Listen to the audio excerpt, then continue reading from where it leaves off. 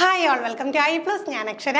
Seated July 2024 child development and പെഡഗോജിയിൽ നിന്നുള്ള questions ആണ്. സീറ്റഡ് 2-ൽ നിന്നുള്ള ക്വസ്റ്റ്യൻസ് ആണ് ഇന്ന് നമ്മൾ ഡിസ്കസ് ചെയ്യാനായിട്ട് പോകുന്നത്. ആദ്യത്തെ ചോദ്യത്തിലേക്ക് കടക്കാം. In progressive education children are perceived as. Progressive എഡ്യൂക്കേഷനിൽ കുട്ടികളെ എങ്ങനെയാണ് കണക്കാക്കുന്നത് എന്നാണ് നമ്മളുടെ ചോദ്യം. ഓപ്ഷൻസിലേക്ക് കടക്കാം. Innocent and dependent, compliant and capable of only consuming knowledge, knowledgeable and meaning makers, vulnerable and in need of protection. അപ്പോൾ നമുക്കറിയാം പ്രോഗ്രസീവ് എഡ്യൂക്കേഷൻ എന്ന് പറയുമ്പോഴത്തേക്കും പുതിയ പഠന രീതിയാണ്. അപ്പോൾ പുതിയ പഠന രീതികൾ നമുക്കറിയാലോ, പെഡഗോജിക് അപ്രോച്ചാണ്. അതുപോലെ തന്നെ എന്താണ് ഒരുപാട് കാര്യങ്ങൾ നമ്മൾ പഴയ രീതിയിൽ നിന്ന് അതിൻ്റെ പോരായ്മകളെ പരിഹരിച്ചുകൊണ്ട് കൊണ്ടുവന്നിട്ടുണ്ട്. അപ്പോൾ പ്രോഗ്രസീവ് എഡ്യൂക്കേഷനിൽ ഏത് രീതിയിലാണ് നമ്മൾ വിദ്യാർത്ഥിയെ കണക്കിലെടുക്കുന്നത്. അപ്പോൾ ഇന്നസെൻ്റ് ആൻഡ് ഡിപ്പെൻഡൻറ്റ്, കുട്ടി എപ്പോഴും ഡിപ്പെൻഡ് ചെയ്തിരിക്കുക എന്നുള്ള കാര്യം നമുക്ക് പറയാനായിട്ട് സാധിക്കില്ല. കാരണം എന്താണ്, കുട്ടിക്ക് സ്വന്തമായിട്ട് കാര്യങ്ങൾ ചെയ്യാൻ കഴിയണം എന്നാണ് പ്രോഗ്രസീവ് എഡ്യൂക്കേഷൻ പറയുന്നത്. Capable of fully consuming knowledge, നോക്കി ആ കിട്ടുന്ന അറിവ് അതുപോലെ എന്താണ് സ്വീകരിക്കുക. അങ്ങനെ അറിവ് പകർന്നു കൊടുക്കുക, ടീച്ചർ പറഞ്ഞു കൊടുക്കുക, കുട്ടി അതുപോലെ എന്താണ് സ്വീകരിച്ച് വെക്കുക. അതിൽ നിന്ന് വ്യത്യസ്തമായിട്ട് എന്താണ് കുട്ടിക്ക് സ്വന്തമായിട്ട് അറിവ് കണ്ടെത്താനായിട്ടുള്ള അവസരങ്ങൾ പ്രോഗ്രസീവ് എഡ്യൂക്കേഷനിൽ ഉണ്ട്. അതുപോലെ എന്താണ് വൾണറബിൾ എന്ന് ഒരിക്കലും പറയാൻ പറ്റില്ല. എന്താണ് വൾണറബിൾ ആണ്, കുട്ടിക്ക് പ്രൊട്ടക്ഷൻ വേണം, അങ്ങനെയല്ലല്ലോ. അപ്പോൾ ആ ഓപ്ഷനും വരത്തില്ല. അപ്പോൾ എന്താണ് നമുക്ക് ഇങ്ങനെ പറയാം, നോളജബിൾ ആൻഡ് മീനിങ് മേക്കേഴ്സ് ആണ് നമുക്ക് കറക്റ്റ് ആൻസർ വരുന്നത്. നോളജബിൾ ആൻഡ് മീനിങ് മേക്കേഴ്സ് ആണ് നമുക്ക് കറക്റ്റ് ആൻസേഴ്സ് വരുന്നത്. അടുത്ത ചോദ്യം, feedback to the students in a classroom is most effective when. Feedback most effective ആവുന്നത് എപ്പോഴാണ് നോക്കാം. It assigns comparative ranks to the students. It occurs during as well as after the learning activity. It focuses on what the child cannot do rather than what they can do. It centers around test and exams at the end of the year. അപ്പോൾ നമുക്ക് options നോക്കിക്കും. ഇവിടെ class റൂമിൽ feedback കുട്ടിക്ക് കൊടുക്കുന്നത് ഏറ്റവും ഇഫക്റ്റീവായിട്ട് വരുന്നത് എപ്പോഴാണെന്നാണ് ചോദ്യം. നോക്കിയ comparative rank കുട്ടിക്ക് കൊടുക്കുമ്പോഴാണോ, പഠനത്തിൻ്റെ ഇടയിലും അതോടെ പഠനത്തിന് ശേഷവും കൃത്യമായിട്ട് ഫീഡ്ബാക്ക് അത് അവിടെയാണോ, അല്ലെങ്കിൽ എന്താണ് കുട്ടിക്ക് എന്താണ് ചെയ്യാൻ കഴിയുന്നത്, അല്ലാതെ അവർക്ക് എന്താണ് ചെയ്യാൻ കഴിയാത്തത് എന്നതിൽ ഫോക്കസ് ചെയ്യുന്നു. കുട്ടിക്ക് എന്ത് ചെയ്യാൻ കഴിയുമെന്നത് നോക്കുന്നില്ല, ചെയ്യാൻ കഴിയാത്തത് എന്തെന്ന് നോക്കുന്നു. പിന്നെ എന്താണ് test and exam at the end of the year, ഏറ്റവും അവസാനം വരുന്ന ആ ഒരു പരീക്ഷയുടെ ഫോക്കസിൽ. അപ്പം തന്നെ നമുക്ക് എന്താണ് ഉത്തരം കിട്ടിക്കഴിഞ്ഞു അല്ലേ. It occurs during as well as after the learning activity. പഠനം നടക്കുമ്പോഴും പഠനത്തിന് ആ ഒരു പഠന പ്രക്രിയയ്ക്ക് ശേഷവും എന്താണ് കൃത്യമായിട്ടുള്ള ഫീഡ്ബാക്ക്. അപ്പോഴാണ് എന്തിനുള്ള സ്കോപ്പ് ഉള്ളത്, ഇംപ്രൂവ്മെൻറ്റിനുള്ള സ്കോപ്പ് ഉള്ളത്. അടുത്ത ചോദ്യം അത് അസേർഷൻ റീസൺ ടൈപ്പ് ചോദ്യമാണ്. നമുക്ക് നോക്കാം. Assertion, during adolescence the pressures to conform to gender expectation and follow convention of femininity or masculinity increases. Reason കൊടുക്കുന്നത് gender and gender roles are determined biologically. അപ്പം നോക്കിക്ക്, ഒന്നാമത്തെ കാര്യം അഡോളസൻ്റ് ആ ഒരു ടൈമിനെ കുറിച്ചാണ്. അഡോളസൻ്റ് ടൈമിൽ എന്താണ് പ്രഷേഴ്സ് ഉണ്ടാകും. എന്തിനുള്ള പ്രഷേഴ്സാണ്, സാധാരണ ഉള്ള കൺവെൻഷൻസ് ഇങ്ങനെയാണ്. മാസ്കുലിൻ ഗ്രൂപ്പിലുള്ളവർ ഇങ്ങനെ പെരുമാറണം, ഫെമിനൈൻ ഗ്രൂപ്പിലുള്ളവർ ഇങ്ങനെ പെരുമാറണം എന്നുള്ള ആ ഒരു കൺവെൻഷൻസ് എന്താണ് അത് ഫോളോ ചെയ്യാനും ആ ഒരു ജെൻഡർ എക്സ്പെക്റ്റേഷൻ അനുസരിച്ച് നിൽക്കാനുമുള്ള പ്രഷർ ഉണ്ടാകുമെന്നതാണ് നമുക്ക് അസേർഷൻ പറഞ്ഞിരിക്കുന്ന റീസണായിട്ട് പറഞ്ഞിരിക്കുന്നത്. എന്താണ് gender and gender roles are determined biologically. ജെൻഡറും ജെൻഡർ റോൾസും എന്താണ് ബയോളജിക്കലി ഡിറ്റർമൈൻഡ് ആണെന്നാണ്. അപ്പോൾ നോക്കി, നമ്മുടെ അസേർഷൻ ശരിയാണല്ലേ. ഈ ഒരു അഡോളസെന്റ് പീരീഡിലാണ് ഇത്തരത്തിൽ എന്താണ് ഈ നോംസിലോട്ടായി അങ്ങനെ കൺഫേം ചെയ്ത് നിൽക്കാനായിട്ടുള്ള ആ ഒരു പ്രഷർ ഉണ്ടാകുന്നത്. പക്ഷേ നമുക്കൊരിക്കലും അതിൻ്റെ റീസൺ ആയിട്ട് എന്താണ് ജെൻഡറും ജെൻഡർ റോൾസും ഡിറ്റർമൈൻഡ് ബയോളജിക്കലി എന്ന് പറയാൻ കഴിയില്ല. ഓൾറെഡി ആ റീസണിൽ പറഞ്ഞേക്കുന്ന കാര്യം തന്നെ തെറ്റാണല്ലേ. ജെൻഡറും ജെൻഡർ റോൾസും എന്താണ് ബയോളജിക്കലി ഡിറ്റർമൈൻഡ് ആണോ, അല്ല, സെക്സ് ആണ് ബയോളജിക്കലി ഡിറ്റർമൈൻഡ് ആയിട്ട് വരുന്നത്. അപ്പോൾ ഈ ജെൻഡർ എന്ന് പറയുന്നത് എന്തായിരിക്കും, അത് സോഷ്യലാണല്ലേ. സോഷ്യലി വരുന്ന ഒരു ഫാക്ടറാണ് ഈ ഒരു സോഷ്യൽ ഫാക്ടറാണ് ജെൻഡർ അല്ലെങ്കിൽ ജെൻഡർ റോൾസ് എന്നൊക്കെ പറയുന്നതും. സെക്സ് എന്ന് പറയുന്നതാണ് ബയോളജിക്കലി ഡിറ്റർമൈൻ ചെയ്യുന്ന ഫാക്ടർ എന്ന് പറയുന്നത്. അങ്ങനെ വരുമ്പോഴത്തേക്ക് എന്താണ് നമുക്ക് നമ്മളുടെ അസേർഷൻ എന്താണ്, അസേർഷൻ ശരിയും റീസൺ തെറ്റുമാണ്. അപ്പോൾ അതിനുള്ള ഓപ്ഷൻ ഇവിടെ ഉണ്ട്. എന്താണ്, A is true but R is false എന്നുള്ള ഓപ്ഷൻ നമുക്ക് ഉണ്ട്. അടുത്ത ചോദ്യം, Sunita, a 12-year-old girl shows exceptional music ability. Both her parents are accomplished singers and they send her for a class for voice training after school. Her capabilities are most likely to be the result of an interaction between. അപ്പോൾ നോക്കിക്കേ, സുനിത 12 വയസ്സുള്ള കുട്ടിയാണ്, musical ability ഉണ്ട്, അവരുടെ പേരൻസും musically talented ആയിട്ടുള്ളവരാണ്, accomplished സിംഗേഴ്സാണ്. അവൾ എന്ത് ചെയ്യുന്നു, സ്കൂളിന് ശേഷം ഇത്തരത്തിൽ ഉള്ള ഒരു ട്രെയിനിങ്ങിന് വോയിസ് ട്രെയിനിങ്ങിന് വിടുന്നു. അപ്പോൾ അങ്ങനെയാണെങ്കിൽ ഈ കുട്ടിയുടെ ആ ഒരു ക്യാപ്പബിലിറ്റീസ് എന്ന് പറയുന്നത് എന്തിൻ്റെയൊക്കെ ഇൻട്രാക്ഷൻ മൂലമാണെന്നാണ് നമുക്ക് നോക്കേണ്ടത്. Growth and maturation, nutrition and discipline, hereditary and environment, gender identity and genetic makeup. അപ്പം നോക്കിക്കേ, ഗ്രോത്ത് ആൻഡ് മെച്ചുറേഷൻ നമുക്ക് പറയാൻ കഴിയില്ല. ഗ്രോത്ത് ആൻഡ് മെച്ചുറേഷൻ ഉണ്ട്, പക്ഷേ അതിലെന്താണ് കൃത്യമായിട്ട് ഈ പറഞ്ഞ ഫാക്ടർ നമുക്ക് കൊണ്ടുവരാണ്ട് കഴിയില്ല. ന്യൂട്രീഷൻ ആൻഡ് ഡിസിപ്ലിനും ഇവിടെ വരില്ല. ജെൻഡർ ഐഡൻറ്റിറ്റി ആൻഡ് ജനറ്റിക് മേക്കപ്പുമായിട്ടും ഇവിടെ നമുക്ക് എന്താ കറക്റ്റായിട്ട് വരില്ല. അപ്പോൾ കറക്റ്റ് എന്താ പറയുക, ഹെറിഡിറ്ററി ആൻഡ് എൻവയോൺമെൻറ്റ്. ഹെറിഡിറ്റി എന്ന് പറയുമ്പോൾ എന്താണ്, അവിടെ പേരൻസിൽ നിന്ന് ഹെറിഡിറ്ററി ആയിട്ട് അവർക്ക് കുറേ ഫാക്ടേഴ്സ് കിട്ടിയിട്ടുണ്ട്, അല്ലെ ആ കുട്ടിക്ക് കിട്ടിയിട്ടുണ്ട്. പിന്നെ അതോടൊപ്പം എന്താണ്, എൻവയോൺമെൻറ്റ് അതിന് സപ്പോർട്ട് ചെയ്യുക, സപ്പോർട്ടും കൂടെ കിട്ടണ്ടേ. ഇപ്പം എന്താ പാടാനുള്ള കഴിവ് ആ പെൺകുട്ടിക്ക് ഉണ്ട്. പിന്നെ പക്ഷേ എന്താണ്, അവിടെ എൻവയോൺമെൻറ്റ്, അവിടെ പേരൻസ് അവളെ സപ്പോർട്ട് ചെയ്യുന്നില്ല എന്ന് വന്നു കഴിഞ്ഞാൽ ഇത്തരത്തിൽ പോകാൻ കഴിയില്ല. അപ്പോൾ എന്താണ്, രണ്ട് ഫാക്ടേഴ്സും ഹെറിഡിറ്റിയും എൻവയോൺമെൻറ്റും രണ്ടും സപ്പോർട്ട് ചെയ്യുന്നതാണ്. അപ്പോൾ ഇവിടെ എന്താണ്, ആ ഒരു പോയിൻ്റാണ് നമുക്ക് കറക്റ്റായിട്ട് വരിക. അടുത്ത ചോദ്യം, sensitive period are those period during which certain dash are especially important for the course of normal development. Sensitive period എന്ന് പറയുന്നത് ഇവിടുത്തെ ഒരു ടൈമാണ്. കോഴ്സ് ഓഫ് നോർമൽ ഡെവലപ്മെൻറ്റിന് ഈ ഒരു സെൻസിറ്റീവ് പീരീഡ് എന്ന് പറയുന്നത് എവിടെ എന്ത് കാര്യമാണെന്നാണ് ചോദ്യം. നമുക്ക് നോക്കാം. Genetic predispositions, ethnic factors, environmental factors, hereditary factors. അപ്പോൾ നമുക്കിവിടെ എന്താ ആൻസർ വരുന്നത്, സെൻസിറ്റീവ് പീരീഡ് എന്ന് പറയുന്നത് എൻവയോൺമെൻറ്റൽ ഫാക്ടേഴ്സുമായിട്ട് ബന്ധപ്പെട്ടിട്ടാണ്. എൻവയോൺമെൻറ്റൽ ഫാക്ടേഴ്സാണ് ഈ ഒരു സെൻസിറ്റീവ് പീരീഡിൽ എന്താണ് നമുക്ക് കാണാനായിട്ട് കഴിയുന്നത്. നോർമൽ ഡെവലപ്മെൻറ്റിന് ഈ ഒരു എൻവയോൺമെൻറ്റ് ഫാക്ടേഴ്സാണ് നമുക്ക് ആവശ്യമായിട്ട് വരുന്നത്. അടുത്ത ചോദ്യം, in order to develop critical thinking among students a teacher should. നമുക്ക് ഒരുപാട് ചോദ്യങ്ങൾ വരാറുള്ളൊരു മേഖലയാണ് ഇത്തരത്തിൽ എന്താണ് ന്യൂ പെഡഗോജിക് അപ്രോച്ചിലുള്ള ഇത്തരം ക്രിട്ടിക്കൽ തിങ്കിങ് പോലെയുള്ള കാര്യങ്ങളും. അപ്പോൾ ഈ ക്രിട്ടിക്കൽ തിങ്കിങ് എമോങ് സ്റ്റുഡൻസ് അത് ഡെവലപ്പ് ചെയ്യാനായിട്ട് ടീച്ചേഴ്സ് എന്താണ് ചെയ്യേണ്ടത്? Ask only those questions which carry single answers, discourage the students from asking doubts and questions, give questions that involve inferences and explanations, avoid questions which need inference and analysis. അപ്പം നോക്കിക്കും, കുട്ടിക്ക് critically ചിന്തിക്കാനായിട്ട് സാധിക്കണം. അങ്ങനെ വരുമ്പോൾ ആ teacher എന്താണ് ചെയ്യേണ്ടത്? Single answer മാത്രമുള്ള ചോദ്യമാണെങ്കിൽ, നമുക്കൊരു ക്ലോസ് എൻഡഡ് ക്വസ്റ്റ്യൻ ആണെങ്കിൽ ക്രിട്ടിക്കലി ചിന്തിക്കാൻ അവിടെ അവസരമുണ്ടോ? ഇല്ല. കുട്ടി ക്വസ്റ്റ്യൻസും ഡൗട്ട്സും ഒക്കെ ചോദിക്കുന്നതിനെ ഡിസ്കറേജ് ചെയ്ത് കഴിഞ്ഞാൽ ക്രിട്ടിക്കലി അവർക്ക് ചിന്തിക്കാൻ കഴിയും? ഒരിക്കലും സാധിക്കില്ല. ഇൻഫറൻസും അനാലിസും ആവശ്യമുള്ള ക്വസ്റ്റ്യൻസ് ഒഴിവാക്കി കഴിഞ്ഞാൽ സാധിക്കുമോ? ഒരിക്കലുമില്ല. പിന്നെ എന്താണ് കറക്റ്റ് ആൻസർ വരിക? ഈ questions that involve inference and explanation, ഇൻഫറൻസുകളും എക്സ്പ്ലനേഷൻസും ഒക്കെ അടങ്ങിയിട്ടുള്ള ക്വസ്റ്റ്യൻസ് കുട്ടികൾക്ക് കൊടുക്കുക. അപ്പോൾ അതവർ വർക്കൗട്ട് ചെയ്യുന്ന സമയത്ത് അവർക്കും ക്രിട്ടിക്കലി ചിന്തിക്കാനായിട്ട് സാധിക്കുന്നതാണ്. അടുത്ത ചോദ്യം, a teacher asks herself, how can I provide experience that requires students to classify different types of objects in the environment and analyse their classification scheme, which intelligence is she trying to promote in students. സ്ഥിരമായിട്ട് ചോദ്യം വരുന്ന മേഖലയാണ് എന്താണ് ഈ multiple intelligence എന്ന് പറയുന്നത്. Multiple ഇൻ്റലിജൻസിന് direct ചോദ്യം വരണമെന്നില്ല, ഇതുപോലെ എന്താണ് ആപ്ലിക്കേഷൻ ലെവലിൽ തരുമ്പോൾ അപ്പോൾ അതിൽ നിന്ന് ഏത് തരത്തിലുള്ള ഇൻ്റലിജൻസ് ആണെന്ന് കണ്ടെത്താൻ നമുക്ക് കഴിയണം. നമ്മുടെ ക്വസ്റ്റ്യൻസ് ഒഴിച്ച് നോക്കുക, അതിലെ കീവേഡ് നോക്കുക, എന്താണ് objects in the environment and analyse their classification scheme എന്ന് പറയുമ്പോൾ അത് എന്ത് തരം ഇൻ്റലിജൻസ് ആണ്? ലിംഗ്വിസ്റ്റിക് ഇൻ്റലിജൻസ് ആണോ? ഇൻ്റർപേഴ്സണൽ ഇൻ്റലിജൻസ് ആണോ? നാച്ചുറലിസ്റ്റിക് ഇൻ്റലിജൻസ് ആണോ? ബോഡലി കൈനസ്തെറ്റിക് ഇൻ്റലിജൻസ് ആണോ? എന്താണ് നമുക്ക് കറക്റ്റ് ആൻസർ വരിക? ലിംഗ്വിസ്റ്റിക്സ് എന്ന് പറയുന്നത് ഭാഷാപരമായിട്ടുള്ള കാര്യമാണ്. ഇൻ്റർപേഴ്സണൽ മറ്റുള്ള ആളുകളുമായിട്ട് നമ്മൾ ഇടപഴകുമ്പോൾ ഉള്ള ഒരു ഇൻ്റലിജൻസ് ആണ്. ഇൻട്രാ എന്ന് പറയുമ്പോൾ എന്താണ് നമ്മളോട് തന്നെ നമ്മളെക്കുറിച്ചുള്ള ആ ഒരു അവബോധത്തെക്കുറിച്ചുള്ള ഇൻ്റലിജൻസ് ആണ്. ബോഡലി കൈനസ്തെറ്റിക് നമ്മുടെ ഫിസിക്കൽ മൂവ്മെൻറ്റ്സുമായിട്ടൊക്കെ ബന്ധപ്പെട്ടിട്ടുള്ളതാണ്. അപ്പോൾ ഇവിടെ എന്താ കറക്റ്റ് ആൻസർ വരിക? നാച്ചുറലിസ്റ്റിക് ഇൻ്റലിജൻസ് ആണ്. ഇത്തരത്തിൽ എന്താണ് objects in the environment and analyse their classification സ്കീംസിൽ വരുന്ന ആ ഒരു പർട്ടിക്കുലർ ഇൻ്റലിജൻസ് എന്ന് പറയുന്നത്. അടുത്ത ചോദ്യം, how does setting mastery goals impact the students motivation and views of ability.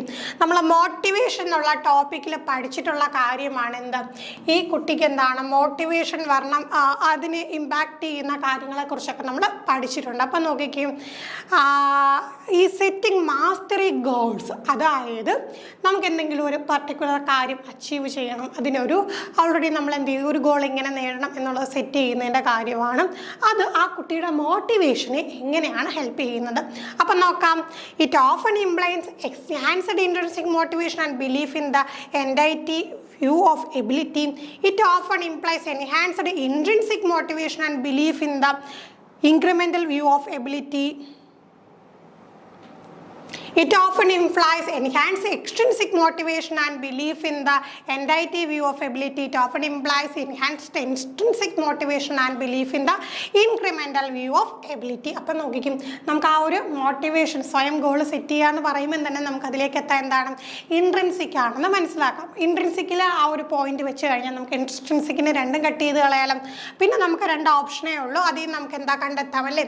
നോക്കിക്കും enhanced intrinsic motivation, intrinsic ഉള്ളിൽ നിന്ന് എന്താണ് സ്വയം ഒരു കാര്യം ചെയ്യാനായിട്ടുള്ള ആന്തരികമായിട്ടുള്ള ഒരു അഭിപ്രേരണ ഉണ്ടാകും.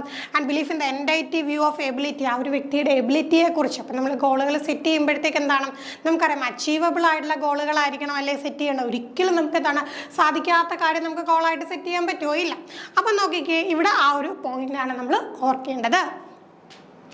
അടുത്ത ചോദ്യം, Rama is a teacher who is implementing Vygotsky's theory in her classroom and she assigned her students to work in groups to complete a challenging task. During the task one student struggles to understand a key concept. What would be the most effective way for Rama to help this student? നമുക്ക് application ലെവലിൽ ചോദിച്ചേക്കുവാണ്. വൈഗോട്സ്കിയുടെ theory class റൂമിൽ apply ചെയ്യുന്ന ഒരു teacher എന്ത് ചെയ്യുന്നു, കുട്ടികളെ ഗ്രൂപ്പായിട്ട് work ചെയ്യാനായിട്ട് അവർക്ക് ടാസ്ക് അസൈൻ ചെയ്ത് കൊടുക്കുന്നു. ആ ടൈമിൽ എന്താണ് ആ ഒരു കുട്ടിക്ക് സ്ട്രഗിൾ ചെയ്യുന്ന ഒരു കൺസെപ്റ്റ്, ഒരു കീ കൺസെപ്റ്റ് മനസ്സിലാക്കിയെടുക്കാൻ ഒരു കുട്ടി സ്ട്രഗിൾ നേരിടുകയാണെങ്കിൽ എന്തായിരിക്കണം ഈ വൈഗോട്സ്കിയുടെ ഈ ഒരു എഡ്യൂക്കേഷനെ കുറിച്ച് ഈ ഒരു സൈക്കോളജിക്കൽ തിയറി വെച്ചിട്ട് നമുക്ക് ഇവിടെ ആ ഒരു ടീച്ചർ അപ്ലൈ ചെയ്യേണ്ടത് എന്നതാണ്. Provide the student with the answer to the problem so the group can move on. Encourage the students to try to solve the problem on her own. Assign a different task to students that is better suited to her abilities. Work through the problem with the student and providing guidance and feedback as needed while involving other group members. അപ്പം നോക്കിക്കും ആദ്യത്തെ option ഇതാണ്, നേരെ എന്താണ് answer അങ്ങ് പറഞ്ഞു കൊടുക്കുക. Answer പറഞ്ഞു കൊടുത്തു കഴിഞ്ഞാൽ എന്താണ് പിന്നെ പ്രോബ്ലം ഇല്ലല്ലോ. ഈ കീ കൺസെപ്റ്റ് മനസ്സിലായില്ലെങ്കിൽ അതിൻ്റെ ആൻസർ അങ്ങ് പറഞ്ഞു കൊടുക്കുക. അപ്പം ബാക്കിയുള്ളവർക്കും പ്രോബ്ലം ഇല്ലാതെ മുന്നോട്ട് പോകാം. ശരിയാണോ? ഒരിക്കലും അല്ല. Encourage student try to solve the problem. സ്വന്തമായിട്ട് പ്രോബ്ലം സോൾവ് ചെയ്യാൻ പറയും. ആ പോയിന്റ് അവിടെ നിൽക്കട്ടെ. എന്താ assign a different task to the students that is better suited to her abilities. ആ വ്യക്തിയുടെ ആ കുട്ടിയുടെ എബിലിറ്റീസ് അനുസരിച്ചുള്ള മറ്റൊരു ടാസ്ക് കൊടുക്കുക. ഇനി നമുക്ക് അപ്പോൾ രണ്ടാമത്തെ നമുക്കൊരു ഡൗട്ടായിട്ട് നിർത്താം. മൂന്നാമത്തെ നമ്മൾ കട്ട് ചെയ്തു. Work through the problem with the student and providing guidance and feedback as needed while involving other group members. അപ്പോൾ ഇവിടെ നോക്കിക്കുക, നമ്മൾ രണ്ടാമത്തത് പറഞ്ഞെങ്കിൽ സ്വന്തമായിട്ട് പ്രോബ്ലം സോൾവ് ചെയ്യാൻ ശ്രമിക്കുന്നു. പക്ഷേ നമുക്ക് ഇവിടെ എന്താ ശ്രദ്ധിക്കണം, വൈഗോട്സ്കിയുടെ തിയറിയാണ്. അപ്പോൾ എന്ത് വരണം, ഇത്തരത്തിലുള്ള സ്കാഫ് ഹോൾഡിങ് ഇവിടെ വരേണ്ട ആവശ്യമുണ്ട്. അതോടൊപ്പം എന്താണ് ഈ ഒരു സോഷ്യൽ ഇൻട്രാക്ഷൻ വരേണ്ട ആവശ്യമുണ്ട്. അപ്പം നോക്കിക്കും കുട്ടിയോടൊപ്പം നിന്ന് എന്താണ് ആവശ്യത്തിനനുസരിച്ച് ഗൈഡൻസ് ഹെൽപ്പ് പ്രൊവൈഡ് ചെയ്യുക. അതുകൂടാതെ എന്താണ് മറ്റ് ഗ്രൂപ്പ് മെമ്പേഴ്സിനെ എന്താണ് അതിൽ ഇൻവോൾവ് ചെയ്യിക്കും. അപ്പം നമുക്കിവിടെ ഈ ഒരു പോയിന്റാണ് കറക്റ്റ് ആൻസർ ആയിട്ട് വരിക.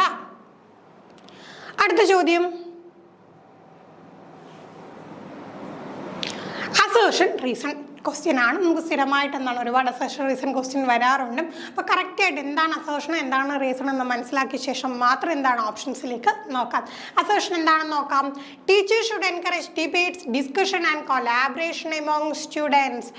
Reason, knowledge production is an inactive process and engagement in group activities hinders meaningful learning. Assertion ശരിയാണോ? തീർച്ചയായും ശരിയാണല്ലേ. ടീച്ചേഴ്സ് തീർച്ചയായിട്ടും എന്ത് ചെയ്യണം, കുട്ടികളെ ഡിബേറ്റും ഡിസ്കഷനും കൊലാബറേഷനും ഒക്കെ എന്താണ് വളർത്താനായിട്ട് എന്ത് ചെയ്യണം, എൻകറേജ് ചെയ്യണം. ശരിയാണ്. റീസൺ നോക്കിക്കും, knowledge production is an inactive process ആണോ? അല്ല. നോളജ് പ്രൊഡ്യൂസ് ചെയ്യുക എന്ന് പറയുന്നത് എന്താണ്, ശരിക്കും ഒരു ആക്റ്റീവ് പ്രോസസ്സാണ്. And engagement in group activities hinders meaning learning. അത് മീനിങ് ആയിട്ട് പഠിക്കുന്നതിന് ഈ എന്താണ് ഗ്രൂപ്പ് ആക്ടിവിറ്റീസ് തടസ്സം നിൽക്കും എന്നാണ് പറയുന്നത്. അങ്ങനെയാണോ? അല്ല, ഒരിക്കലും എന്താണ് ഹിൻഡർ അല്ല ചെയ്യുന്നത്, അതിനെ എന്താണ് സപ്പോർട്ട് ചെയ്യുകയാണ് ചെയ്യുന്നത്. അങ്ങനെ നോക്കുമ്പോൾ എന്താണ് നമ്മുടെ അസേർഷൻ ശരിയാണ്, റീസൺ തെറ്റാണ്. അപ്പോൾ റീസണിൽ പറഞ്ഞേക്കുന്ന പോയിന്റ് തന്നെ തെറ്റാണ്. അപ്പോൾ എന്താണ് ഒരിക്കലും ഈ അസേർഷൻ തക്കതായിട്ടുള്ള റീസൺ അല്ല അത്. അപ്പോൾ നമുക്ക് ഓപ്ഷൻസിലേക്ക് കിടക്കാം. അവിടെ നമുക്ക് എന്താണ് A is true but R is false എന്നുള്ള ഓപ്ഷൻ ഉണ്ട്. അതാണ് നമുക്ക് കറക്റ്റായിട്ട് വരിക. അടുത്ത ചോദ്യം, change and stability in emotions, personality and social relationship together constitute. 3 points ആണ്. Change and stability in emotion, personality and social relationship. നോക്കിക്കേ, നമ്മളെ ഇമോഷൻസിൽ ചില സമയത്ത് നമുക്ക് ചേഞ്ച് വരുത്തേണ്ടി വരും, ചില സമയത്ത് നമ്മൾ സ്റ്റേബിൾ ആയിട്ട് നിൽക്കേണ്ടി വരും. അതുപോലെ തന്നെ നമ്മുടെ പേഴ്സണാലിറ്റിയുടെ കാര്യവും സോഷ്യൽ റിലേഷൻഷിപ്പിൻ്റെ കാര്യവും ഇവിടെയൊക്കെ എന്താണ്, നമ്മൾ എന്ത് ഫാക്ടറാണ് ഇത് 3 കൂടെ ചേർന്ന് വരുന്നത് എന്താണെന്നാണ്. പേഴ്സണാലിറ്റി ഡെവലപ്മെൻ്റ് ആണോ, ഇമോഷൻ ഡെവലപ്മെൻ്റ് ആണോ, സൈക്കോ സോഷ്യൽ ഡെവലപ്മെൻ്റ് ആണോ, കോഗ്നിറ്റീവ് ഡെവലപ്മെൻ്റ് ആണോ? ഇമോഷൻ വന്നു, പേഴ്സണാലിറ്റി വന്നു, സോഷ്യൽ റിലേഷൻഷിപ്പ് വന്നു. അപ്പോൾ നമുക്ക് എന്ത് പറയാം, അവിടെ നമുക്ക് ഏറ്റവും ആപ്റ്റായിട്ടുള്ള ആൻസർ എന്താണ്? സൈക്കോ സോഷ്യൽ ഡെവലപ്മെൻ്റ് ആണ്. സൈക്കോ സോഷ്യൽ ഡെവലപ്മെൻറ്റുമായിട്ടാണത് ഒത്തു പോകുന്നത്. അടുത്ത ചോദ്യം, which of the following correctly describes culturally responsive teaching to cater diverse groups of students? അപ്പോൾ നമുക്ക് ഈ ഒരു കൾച്ചറിൻ്റെ ഇമ്പോർട്ടൻസ് കൾച്ചറൽ ഡൈവേഴ്സിറ്റി നമ്മൾ അക്സെപ്റ്റ് ചെയ്യേണ്ട ആവശ്യകത ഒക്കെ നമ്മൾ ഓൾറെഡി പഠിച്ചിട്ടുള്ളതാണ്. അതുമായിട്ട് ബന്ധപ്പെട്ട ഒരു ചോദ്യമാണ്. കൾച്ചറലി റെസ്പോൺസീവ് ആയിട്ടുള്ള ടീച്ചിങ്ങിൽ നമുക്കൊരു ഡൈവേഴ്സ് ഗ്രൂപ്പുണ്ട്. പല വിഭാഗത്തിൽ നിന്ന് പല സംസ്കാരങ്ങളുള്ള കുട്ടികൾ വരുന്ന സമയത്തും എന്താണ് ഫോളോ ചെയ്യേണ്ടത്? Intentional, adaptive, differentiated, standardised. അപ്പോൾ ഇതിലൊരെണ്ണം സെലക്ട് ചെയ്യാനല്ല നമുക്ക് ഓപ്ഷൻ വരുന്നത് എങ്ങനെയാണ്? ഈ ഒരു പാറ്റേണിലാണ് വരുന്നത്. അപ്പം നമുക്ക് ഇതിൽ ഏതൊക്കെ ഓപ്ഷൻ ഉണ്ടെന്ന് കണ്ടുപിടിച്ചിട്ട് നമുക്ക് എന്താണ് ആൻസറിലേക്ക് പോകാം. അപ്പോൾ ഇൻറ്റൻഷണലായിട്ട് തന്നെ വേണം നമ്മൾ തീർച്ചയായിട്ടും എന്താണ് കൾച്ചറൽ റെസ്പോൺസീവ് ടീച്ചിങ്ങിൽ നിൽക്കാനായിട്ട്. അഡാപ്റ്റീവ്, നമ്മൾ സാഹചര്യങ്ങൾക്കനുസരിച്ച് അഡാപ്റ്റ് ചെയ്യേണ്ടി വരും. ഡിഫറൻഷ്യേറ്റഡ്, കാരണം പലരും പലതരത്തിലുള്ളവരാണ്. അപ്പോൾ അവർക്ക് എന്താണ് പേഴ്സണലൈസ്ഡ് ആയിട്ടുള്ള ഒരു അപ്രോച്ച് കൊടുക്കണമെന്നുണ്ടെങ്കിൽ ഡിഫറൻഷ്യേറ്റ് ചെയ്ത് തന്നെ നമ്മൾ നിൽക്കണം. അപ്പോൾ ഈ 3 കാര്യങ്ങൾ വന്നു. ഡിഫറൻഷ്യേറ്റഡ് വന്നു കഴിഞ്ഞാൽ പിന്നെ എന്താണ് സ്റ്റാൻഡേർഡൈസ്ഡ് വരുത്താൻ പറ്റില്ല. ഡിഫറൻഷ്യേറ്റ് എന്ന് വെച്ചാൽ എന്താണ് പലർക്കും വ്യത്യസ്ത രീതിയിലാണ്. സ്റ്റാൻഡേർഡൈസ് എന്ന് പറയുമ്പോൾ എന്താണ് എല്ലാവർക്കും ഒരുപോലെയാണ്. കൾച്ചറലി ഡിഫറെൻ്റ് ആയിട്ടുള്ള ആളുകൾക്ക് എന്താണ് നമ്മൾ അതനുസരിച്ച് എന്താണ് ഡിഫറൻഷ്യേറ്റഡ് ആയിട്ടുള്ള രീതിയിലായിരിക്കണം ടീച്ചിങ് ലേണിംഗ് പ്രോസസ്സ് പോവേണ്ടത്. അങ്ങനെ വരുമ്പോഴത്തേക്ക് എന്താണ് ഈ പറഞ്ഞ സ്റ്റാൻഡേർഡൈസ്ഡ് നമുക്ക് വരൂല. അപ്പോൾ 1, 2 and 3 എന്നുള്ള ആൻസർ ഉണ്ടോ എന്ന് നമുക്ക് ചെക്ക് ചെയ്യാം. 1, 2 and 3 എന്നുള്ള ആൻസർ ഇവിടെ ഉണ്ട്. അപ്പോൾ അതാണ് ഇവിടെ എന്താണ് കറക്റ്റായിട്ട് വരുന്ന ആ ഒരു ആൻസർ. അടുത്ത ചോദ്യം വീണ്ടും അസേർഷൻ റീസൺ ക്വസ്റ്റ്യൻ തന്നെയാണ്. നമുക്ക് നോക്കാം.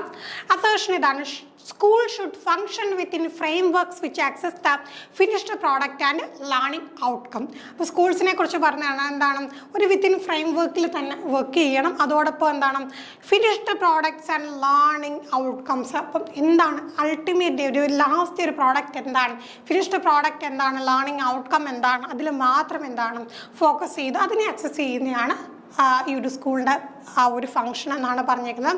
അടുത്ത learning is tightly sequential and hierarchical. പഠനം എന്ന് പറയുന്നതാണ് ഭയങ്കര എന്താണ് ടൈറ്റ് ആയിട്ടുള്ള സീക്വൻഷ്യൽ. ഈ ഓർഡർ കഴിഞ്ഞാൽ അടുത്ത ഓർഡർ, അതിൽ നിന്ന് അടുത്ത ഓർഡർ, ആ ഒരു പാറ്റേൺ ആണ് ഹൈറാർക്കി. അപ്പോൾ ഒരു ഹൈറാർക്കി അനുസരിച്ചാണ്. അപ്പോൾ അതിൽ മാറ്റം വരുത്താൻ പറ്റില്ല എന്നാണ് പറയുന്നത്. അപ്പോൾ നോക്കിക്കുക, നമുക്ക് എന്തായാലും തീർച്ചയായിട്ടും ഒന്നാമത്തെ പോയിന്റ് നോക്കിക്കേ, സ്കൂള് ആ ഒരു ഫ്രെയിംവർക്കിൽ തന്നെ ഇരിക്കണം. ഫ്രെയിംവർക്ക് ഇരുന്നോട്ടെ, പക്ഷേ എന്താണ് ഫിനിഷ്ഡ് പ്രോഡക്റ്റിനും റിസൾട്ടിനും മാത്രമാണോ പ്രാധാന്യം കൊടുക്കേണ്ടത്? അല്ല, കുട്ടിക്ക് എന്താണ് ഓരോ ഘട്ടത്തിലുണ്ടാകുന്ന ആ ഒരു ഇമ്പ്രൂവ്മെൻറ്റ്, ആ ഒരു പ്രോസസ്സിന് പ്രാധാന്യം കൊടുക്കണ്ടേ, പ്രോഡക്റ്റിന് മാത്രമല്ലോ. അപ്പോൾ നമ്മുടെ അസേർഷൻ തെറ്റാണ്.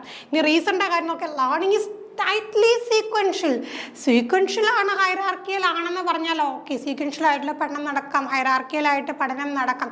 പക്ഷേ ടൈറ്റ്ലി സീക്വൻഷ്യൽ, അങ്ങോട്ടും ഇങ്ങോട്ടും ഒരു മാറ്റം വരുത്താൻ പറ്റില്ല, ഇങ്ങനെ തന്നെ ഉറച്ചു നിന്ന് പഠിക്കണം, അങ്ങനെ നമുക്ക് പറയാൻ പറ്റില്ല. കാരണം ടീച്ചിങ് ലേണിംഗ് പ്രോസസ്സിൽ ഫ്ലെക്സിബിലിറ്റി വേണം എന്നുള്ള കാര്യം നമ്മൾ പറഞ്ഞിട്ടുണ്ട്. അങ്ങനെ വരുമ്പോൾ എന്താണ് രണ്ടും നമുക്ക് തെറ്റാണ്. അസേർഷനും തെറ്റാണ്, നമ്മുടെ റീസണും തെറ്റാണ്. Both A and R are false എന്ന് നമുക്ക് കണ്ടെത്താനായിട്ട് സാധിക്കും. അടുത്ത ചോദ്യം, according to Vygotsky what is relationship between language and thought? വൈഗോട്സ്കിയുടെ അഭിപ്രായ പ്രകാരം ലാംഗ്വേജും തോട്ടും തമ്മിലുള്ള ബന്ധം എന്താണ്? നമുക്ക് നോക്കാം. Language does not shape thought, thought shapes language. Language and thought are independent of each other. Language and thought are complex interrelated process of development. അപ്പം നോക്കിക്കും, നമുക്കിതുപോലെ ലാംഗ്വേജിനെ കുറിച്ചും തോട്ടിനെ കുറിച്ചും വൈഗോട്സ്കിയുടെ അഭിപ്രായങ്ങളും അതോടൊപ്പം തന്നെ എന്താണ് നോം ചോംസ്കിയുടെ അഭിപ്രായങ്ങളും പരീക്ഷയ്ക്ക് ചോദിക്കാറുണ്ട്. അപ്പോൾ അങ്ങനെ നോക്കിക്കഴിഞ്ഞാൽ language does not shape thought. Language ഒരിക്കലും തോട്ടിനെ ഷേപ്പ് ചെയ്യുന്നില്ല എന്ന് പറഞ്ഞാൽ ഒരിക്കലും അത് ശരിയല്ല. ലാംഗ്വേജ് തോട്ട് ഷേപ്സ് ലാംഗ്വേജും. തോട്ട് ലാംഗ്വേജിനെ ഷേപ്പ് ചെയ്യുന്നു. അതവിടെ നിൽക്കട്ടെ, നമുക്ക് അതിൽ ആപ്റ്റായിട്ടുള്ള ആൻസേഴ്സ് ഉണ്ടോ എന്ന് നോക്കാം. Language and thought are independent of each other. ലാംഗ്വേജും തോട്ടും എന്താണ്? ഇൻഡിപെൻഡൻ്റ് ആയിട്ട് നിൽക്കണം. ലാംഗ്വേജ് വേറെ വഴിക്ക്, തോട്ട് വേറെ വഴിക്ക്, അങ്ങനെയാണോ? അല്ല. ഫൈനൽ ആൻസർ നോക്കിക്കും. Language and thought are complex interrelated process of development. ലാംഗ്വേജും തോട്ടും എന്താണ്? ആ ഒരു കോംപ്ലക്സ് ആയിട്ടുള്ള ഒരു പ്രോസസ്സാണ്. അത് തമ്മിൽ എന്താണ്? കോംപ്ലക്സ് ആയിട്ട് ഇൻ്റർലേറ്റഡ് ആയിട്ട് നിൽക്കുന്നതാണ്. അപ്പോൾ നമുക്ക് ഈ ഒരു കാര്യം പഠിക്കാനായിട്ട് നമ്മൾ പണ്ട് മുതലേ പറയുന്ന ആ ഒരു ക്ലൂ ഉണ്ട്. ഈ ഒരു പോയിന്റ് ഇങ്ങനെ എഴുതിയിട്ട് വൈഗോട്സ്കിയുടെ ഈ ഒരു വൈ എഴുതിയിട്ട് എന്താണ്? ലാംഗ്വേജും തോട്ടും എന്താണ്? രണ്ട് ദിശയിൽ വന്നിട്ട് പിന്നീട് എന്താണ്? രണ്ടും ഒന്നിച്ച് വന്നു. ലാംഗ്വേജും തോട്ടും വന്നിട്ട് എന്താണ്? രണ്ടും പിന്നീട് എന്താണ്? ഒരേ ദിശയിൽ സഞ്ചരിക്കുന്നു എന്നുള്ള കാര്യം നമ്മൾ ഓൾറെഡി മനസ്സിലാക്കിയിട്ടുള്ളതാണ്. അപ്പോൾ എന്ത് മനസ്സിലാക്കാം? രണ്ടും തമ്മിൽ ഇൻ്റർലേറ്റഡ് ആണ്, ഒഴിവാക്കാൻ പറ്റത്തില്ല. അതോടൊപ്പം തന്നെ എന്താണ് നമുക്ക് മനസ്സിലാക്കാം? കോംപ്ലക്സ് ആയിട്ടുള്ള ഇൻ്റർലേറ്റഡ് പ്രോസസ്സാണ് ഈ പറയുന്ന ലാംഗ്വേജും തോട്ടും. അങ്ങനെ വരുമ്പോൾ നമ്മുടെ ആൻസർ എന്ത് വരും? Language and thought complex interrelated process of development. നമുക്ക് ലാസ്റ്റ് ക്വസ്റ്റ്യനിലേക്ക് കടക്കാം. Which of the following is a correctly matched pair? നമുക്ക് ടെസ്റ്റ് ആൻഡ് ഇവാലുവേഷൻ എന്നുള്ള മേഖലയിൽ നിന്നുള്ള ചോദ്യമാണ്. കൃത്യമായിട്ടും ഓരോതരം ടെസ്റ്റുകൾ എന്തിനാണ് നടത്തുന്നത്, ഓരോതരം ഇവാലുവേഷൻ എന്തിനാണ് നടത്തുന്നതെന്ന് കൃത്യമായിട്ട് അറിഞ്ഞിരിക്കണം. ഡയറക്റ്റ് ചോദ്യമാണ്. നോക്കിക്കേ, ക്രൈറ്റീരിയൻ റെഫറൻസ് അസസ്മെൻറ്റുമായിട്ട് ബന്ധപ്പെട്ട പോയിന്റ് കൊടുത്തിട്ടുണ്ട്. Includes mastery of specific topic. ഒരു സ്പെസിഫിക് ടോപ്പിക്കിൽ മാസ്റ്ററി നേടുന്നതാണോ ക്രൈറ്റീരിയൻ റെഫറൻസ് ടെസ്റ്റ്? രണ്ടാമത്തെ ഓപ്ഷൻ നോക്കിക്കേ, നോം reference assessment compares performance to that of peers. പിയേഴ്സിൻ്റെ ആ ഒരു പെർഫോമൻസുമായിട്ട് എന്താണ്? കമ്പയർ ചെയ്യുന്നുണ്ട്. അടുത്ത formative, determining what students can do before and after the class. ക്ലാസ്സിന് മുമ്പും ശേഷവും എന്ത് ചെയ്യാൻ കഴിയുമെന്നാണ് നോക്കുന്നത്. Summative involves paper pencil test as well as detailed accounts of non written behaviour. അപ്പം നോക്കിക്കും, പേപ്പർ പെൻസിൽ ടെസ്റ്റ് വരും. അതോടൊപ്പം എന്താണ്? Detail account of non written behaviour. അതായത് എന്താ? എഴുതാത്ത നോൺ റിട്ടൺ ആയിട്ടുള്ള ബിഹേവിയറും നോക്കും. സമ്മേറ്റീവിൽ അതൊക്കെ വരും. അപ്പം നമുക്ക് എന്താ കറക്റ്റ് ആൻസർ വരിക? നോം റെഫറൻസ് അസസ്മെൻറ്റ്. അവിടെ വരുമ്പോൾ ഒരു കൃത്യമായിട്ടുള്ള നോം കാണും. അങ്ങനെ ആ ഒരു നോം വെച്ചായിട്ട് എന്തായിരിക്കും ഓരോ വ്യക്തി പാസ്സാവുന്നത്. ഇപ്പോൾ ഒരു PSC എക്സാമിനേഷൻ്റെ കാര്യം പറയാം. അപ്പോൾ ഒരു നോം കാണും. എന്താണ്? ഇത്രയാണ് കട്ട് ഓഫ്. അവിടെ എന്ത് പരിഗണിക്കുന്നുണ്ട്? Performance to that of peers. ഒരു വ്യക്തിയുടെ പെർഫോമൻസിനെ മറ്റ് പിയേഴ്സിൻ്റെ പെർഫോമൻസുമായിട്ട് കമ്പയർ ചെയ്യുന്നുണ്ട്. ഇനി നമുക്ക് എന്താ ക്രൈറ്റീരിയൻ റെഫറൻസ് വന്നപ്പോഴത്തേക്ക് ഒരിക്കലും ഒരു സ്പെസിഫിക് മാസ്റ്ററിൽ ഒരു പർട്ടിക്കുലർ ക്രൈറ്റീരിയ കടന്നോ എന്നുള്ള കാര്യമാണ് നോക്കുന്നത്. ഇനി ഫോർമേറ്റീവ് ആണെങ്കിൽ എന്താണ്? ആഫ്റ്റർ ദ ക്ലാസ്സിൻ്റെ കാര്യമല്ല. നമ്മൾ പൊതുവെ എങ്ങനെയാണ് പറയുന്നത്? അറ്റ് ദ എൻഡ് എന്നുള്ള കാര്യത്തിൽ സമ്മേറ്റീവ് ആണ് ഉൾപ്പെടുത്താറുള്ളത്. പിന്നെന്താണ്? സമ്മേറ്റീവ് അസസ്മെൻറ്റിലെ പേപ്പർ പെൻസിൽ ടെസ്റ്റുകളുണ്ട്. പക്ഷേ നോൺ റിട്ടൺ ബിഹേവിയറിനെ സമ്മേറ്റീവ് ടെസ്റ്റുകളിൽ അങ്ങനെ അളക്കാറില്ല. അപ്പോൾ അങ്ങനെ നമുക്ക് ആൻസറിലേക്ക് എത്തിച്ചേരാം. അപ്പോൾ ഇത്രയും ക്വസ്റ്റ്യൻസ് ആണ് നമുക്ക് ഡിസ്കസ് ചെയ്യാനായിട്ടുള്ള. മറ്റ് ക്വസ്റ്റ്യൻസുമായിട്ട് നമുക്ക് മറ്റൊരു സെക്ഷനിലൂടെ കാണാം. Thank you.